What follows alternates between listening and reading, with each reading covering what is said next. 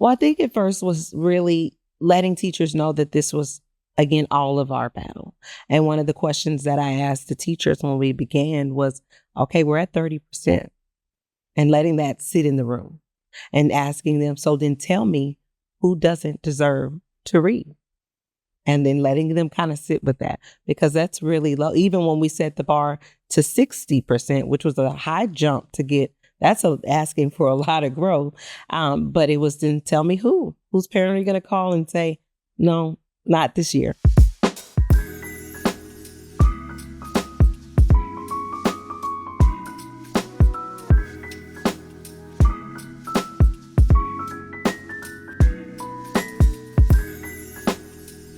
Andrea Johnson. I'm the principal at Western Hills Primary in Fort Worth ISD. Western Hills Primary is a very special place. It is definitely nestled in an environment that is stricken with violence and poverty. And a lot of times they count our students out. It's just like, oh, it's just been failing for a while, et cetera. And I don't think anyone does it on purpose, but the challenges are so daunting that it can sometimes be a difficult place to be. Our children, they're just as good as any other children, but they come to us with an extreme amount of challenges. I mean, we've had a student shot. We've had a lot of things that we go through, but our teachers, really feel like they're superheroes. They take all of that and they start over every day, and they give the best that they can. And I'm just really proud of staff believing that this can happen. Yeah, I can see it in your face, how proud you are. And that's kind of the cool thing too, when growth becomes your barometer, right? Every child can grow, everyone can advance, and Absolutely. Every kid matters every day. Absolutely. And every moment counts. Yep. Andrea, how long have you been using MAP at your school? I would say I've been with Fort Worth ISD for 4 years, and it was a requirement that we test BOI and MOI and EOI. So for the past 4 years technically, but for the past 2 years, we've been using it more intentional.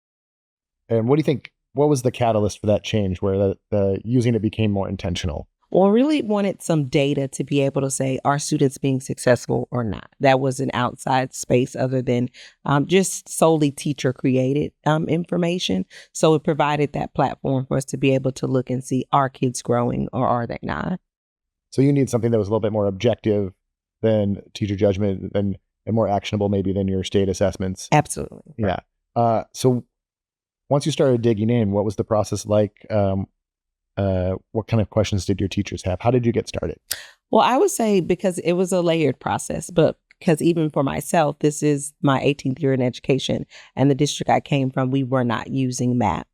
So I had very little knowledge, even as a principal, of the assessment itself. So one of the first steps was the administrative team and the instructional coaches. We dug in. So what does it really mean? What is this RIT score? What is this projected MAP? What does that mean? And we kind of just Googled some of it, used y'all's website to kind of say, well, what does it mean if a student is not meeting that projected growth score? And what do we do? And we got really layered along the way, learning that you can progress monitor. And that was a big game changer for us, because if we just do beginning, middle, and end, it's gone, right? We've waited too long to be able to respond. And even this year, when we implemented the progress monitoring piece, it was sometime in January or February where we got it, I think, more in a rhythmatic space. And we're able to dig in and provide interventions based on what we saw. So it was a learning process for really all of us. And I think that's such a common process, right? That folks are coming new to assessment or new to such structured assessment, feel a little intimidated and uncomfortable with it. And it's just kind of a matter of jumping in and doing it. Did your teachers kind of follow suit when you and your leadership team sort of set that bar? Absolutely. I think once again, like I said, once they learn, well, what does it mean? And it was past compliance, and it was more a tool to provide specific interventions for children and to see specifically tracking where each one was.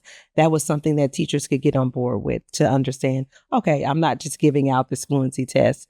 I'm using it to really dictate what I do in my intervention time, as well as my tier 1 instruction. So it gave us kind of a blueprint.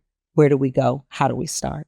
Yeah. In your presentation, you had showed sort of a before and after of some of your class reports and looking at some of that growth data, and that before picture looked like, there was some students with, not a lot of students were making those growth targets. And then,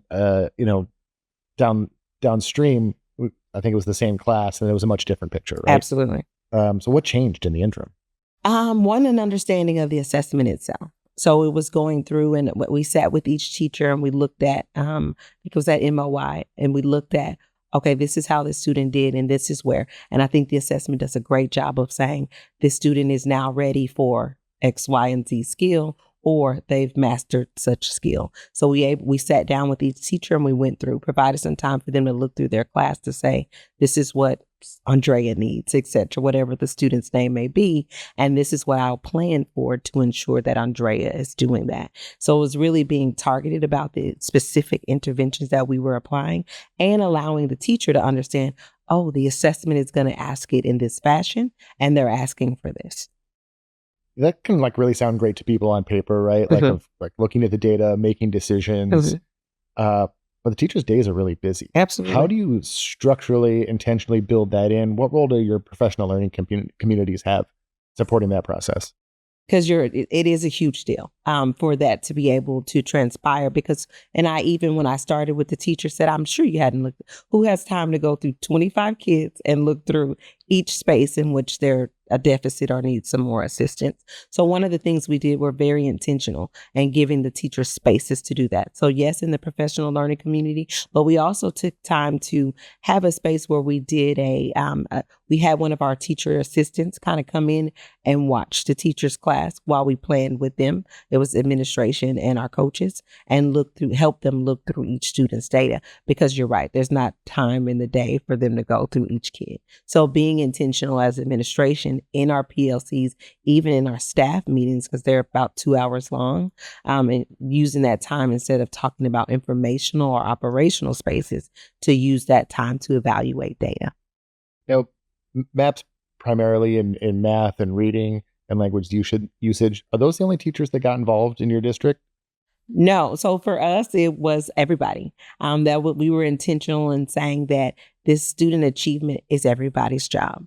And so, no, our music teacher had a group. Our art teacher spiraled it in. They had a group. PE had a group. Even when they start PE, all the kids went through a literacy routine, in which it was kind of mirrored in how MAP presents the data, to go through and just be able to practice. So no, everybody with the counselor, it was everyone's job. Yeah, and giving those routines and protocols help kind of make that manageable for all your specials teachers, right? Absolutely. Well, once we realized, okay, this is the game we're playing, right? This is the playbook to that. We were able to have everyone be able to kind of script and go towards that way to practice for the kids. So if you were talking to another school or another district and they were asking you about either MAP growth or MAP reading fluency, what would you tell them? I would say that definitely take those points to be able to provide some objective data. Take it seriously. I think when we're making it more intentional, like we're putting some goals around this, it became very much everyone's goal, is to make sure that the kids are successful in these areas. I would also say, even for us, understanding the progress monitoring. I talked a lot about live data. A lot of times schools just look at those those points. It's not enough. How is the kid moving every week, every 2 weeks, whatever it is you're going to progress monitor? But I would say that has been a game changer for how we moved so quickly. Switching gears a little bit, we talked a little bit earlier about, the support that is provided, in that, kind of we're all in this together. What did that mean for you and your district as a leadership team, or at your school as a leadership team? How did you show that support? Well, I think at first was really letting teachers know that this was, again, all of our battle. And one of the questions that I asked the teachers when we began was, okay, we're at 30%, and letting that sit in the room and asking them, so then tell me who doesn't deserve to read. And then letting them kind of sit with that, because that's really low. Even when we set the bar to 60%, which was a high jump to get, that's asking for a lot of growth. But it was then tell me whose parent are you going to call and say, no, not this year, right? And so starting there, but also being in the trenches with them. Like, we're learning together. Like I said, I don't know every column and what it means and the percentage, but being very upfront about, but we have to get our kids to where they are. So digging in with them, modeling with them, coaching with them, learning alongside them, really kind of got buy-in from everybody to what we're moving this train. And it's far behind, but we have to move it forward. So you started at 30%. Remind me, where did you finish? 63% in reading and 78% in math. 78%. That's a huge jump. Mm-hmm. So as you think about that, are there any particular kids that come to mind in this process that stood out to you? So one kid in particular who kind of really started me, like ignited me back to what are we doing and how are we achieving, was one of the kiddos, Karsyn. Karsyn had been with us in pre-K, and we took the first assessment, BOI, and I was very sad because he wasn't a transfer. He wasn't someone else's student. Why is he so behind if we were with him in pre-K? And I really went to the staff with, how many more Karsyns do we have that are ours? And so for me, I really owned that because he was mine, right? And so I really ignited the teachers with that as well. Is we've got kids in our building that have been with us 187 days. So what are we doing? And we started putting interventions into place for Karsyn and all of the students, but he was really the kind of the tip of the iceberg of how many more do we have. And so at the end of the year, Karsyn had, I believe it was 53% growth or 53 growth points in reading and 60 in math. But it was definitely zeroing in on the practices and using that data to drive that intervention. Do you think you would have been able to make those adjustments and have those conversations that you needed to rally support around Karsyn without MAP? No, because there would have been nothing really objective to look at that could tell me the whole story of Karsyn, because Karsyn was behind in both math and reading, right? So there would have been no really data point that was an objective data point to be able to say, this is a 911 situation for Karsyn. What are we going to do to provide some assistance?